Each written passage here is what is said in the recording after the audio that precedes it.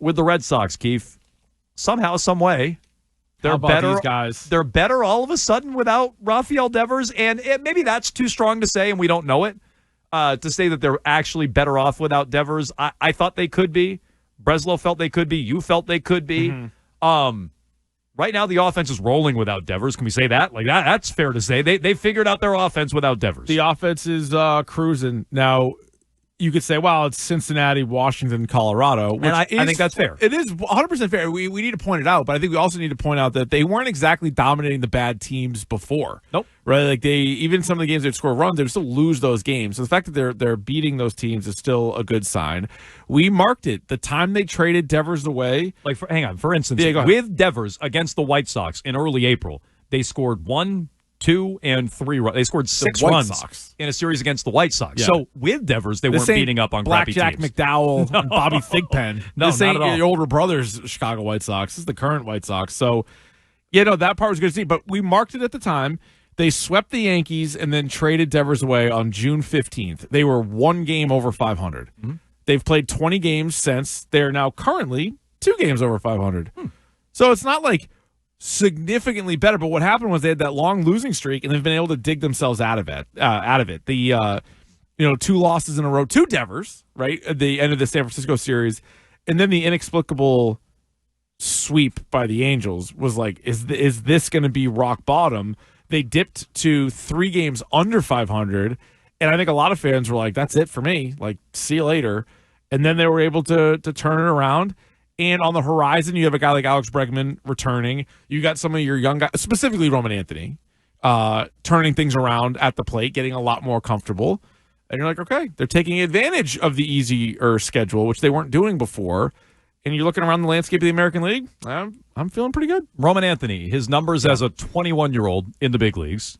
He has a higher batting average, higher OPS, more RBIs, same amount of home runs as Devers in a San Francisco Giants uniform. Yeah. Guys killing it. That may not last. No. But how are they going to replace Rafi Devers? How are they going to? They can't be better without Rafael Devers. That doesn't make sense. How could they do it? Well, they are facing the 2 worst pitching staffs in all of baseball. Okay, they are. Helps. But again, I just illustrated against the White Sox with Devers, they scored 6 runs in a 3-game series and lost 2 out of 3. So, like, I don't know. Like, they didn't score against crappy teams earlier this year. The Yankees with Judge got shut out 2 or 3 times against the Yankees. I mean, the Angels. Yeah. So it's a weird. I just don't. That I can't really equate because Aaron Judge is the best hitter in baseball. The Yankees are getting shut out with him. Here's what I know. The Red Sox are a game over 500 without Devers. They're now 2 games over 500 overall. They're scoring more runs per game without Devers than they were with him.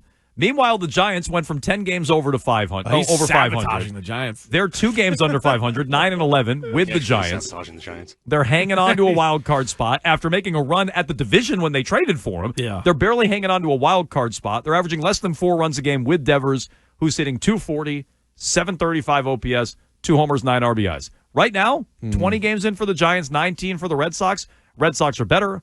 Giants are worse. Bregman is going to return, hopefully soon. And on top of that, you're hopefully also going to make trades at the deadline. There's a lot of caveats in there. Yeah. But right now, looking at the snapshot, that's what it is. And part of it is Rafael Devers, the teammate. Some of it was clogging up the roster, which was a lesser concern of mine, but a concern all the same. And some of it was Devers, the teammate, which, by the way, is carrying over to San Francisco. Let's play this for you again. Will Fleming, yesterday, WEEI afternoons. Devers said he was going to play wherever, right, Keefe? I'm not making that up. Anywhere the team wants me. Anywhere you need me. Such team a first. good teammate. Great. This is the honeymoon phase. What happened 2 games into his Giants tenure? Everyone out there, of course, because they've been dying to get big hitters, and they think he's going to win them divisions and hit a bunch. He's going to hit home runs. Of course he is. They don't yet know what is going to happen with the player. I was there the second day. Oh. Will Clark was there to work on ground balls with him at first base, and Rafi didn't show up. So that's the person that these guys have been dealing with. Okay. Incredible. Stands up Will Clark. Will Clark is trying to help you play first base. So Who now better to learn from. What we should keep we should keep track of the Rafael Devers ghost list. Cora in the offseason. Cora, yep, good one. No. Ortiz. Yep. Rafi, did you reply to David Ortiz when he texted you? I'm trying to remember. No. Oh, no, you didn't. No. What about, hey, Rafi, You want to go work out with Giants legend Will Clark at first base? No. Gold glove winning first baseman. You would think that'd be a good person to learn from. Will the Thrill Clark. So the ghost list, as far as I know, is up to 3. Yeah.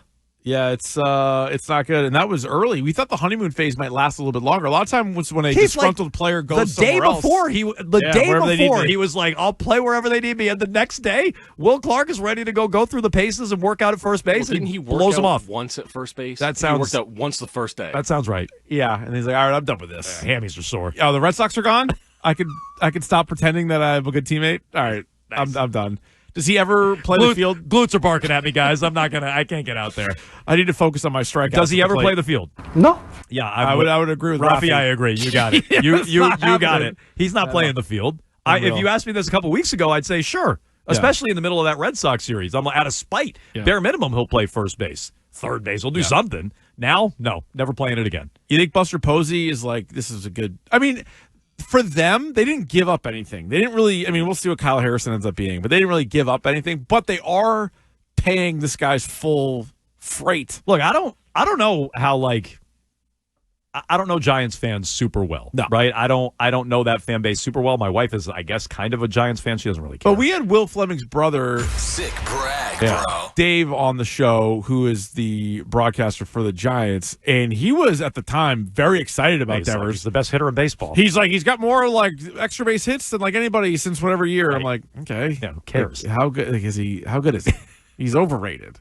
He is. He's always been overrated. Definitely not underrated, which would make him overrated. No, he's not that. But yeah, I mean, I can't imagine he's getting a whole lot better. So as he ages, and he never shows up in shape. Like, what's he going to look like in even 2 years? Just like a big old DH hitting 22 home runs a year, like blowing. You can find those guys anywhere. Blowing off Will Clark to go work out in the field. I didn't even think his contract was as bad until you found out that baseball viewed it as that. They were like, what? Only one team would take it on. Yeah. Which means, the Red Sox signed him to it. They didn't want to. Only one team would take it on, which means 28 other teams think it's a crummy deal. Will Clark hit 303 for his career. Nice. Yeah. I was a little surprised he said he won a Gold Glove, not to disparage the man's career. He won a Gold Glove and 2 Silver Sluggers. Well, I was going to say, real sweet swing. That I knew. I knew that about Will Clark, yeah. Runner-up in the MVP in 1989. Now, not bad. I asked you this earlier. Do you think if it was JT Snow at first base, Devers would have said no? Yeah, he would have been there early. I think. I get tips from JT Snow. If it's JT Snowman throwing around the leather. Yeah. I think you want to go here. Best defensive first baseman of all time. Good Doug Mankiewicz. JT Snow. You want a Mount Rushmore of defensive first baseman? Yeah. Not Dr. Strangeglove. Can't be him. Stone Fingers, what they call him? Can't be Stone Fingers.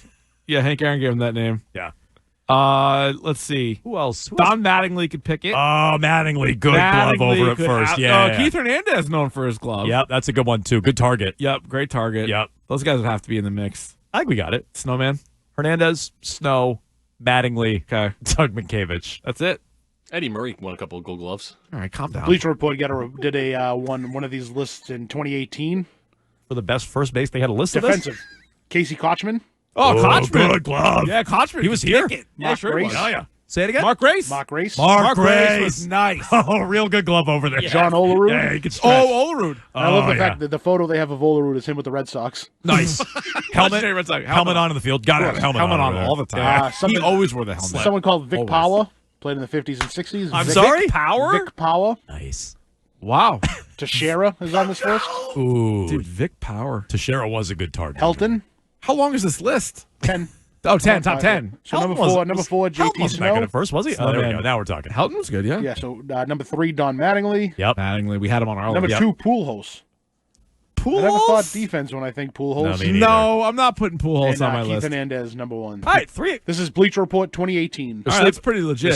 Sleeping on Doug Mankiewicz, but a pretty good list there. They have Joe Pepitone? No? Didn't make the cut. All right. Just asking. Okay. All right. Well, I think we finalized our Mount Rushmore.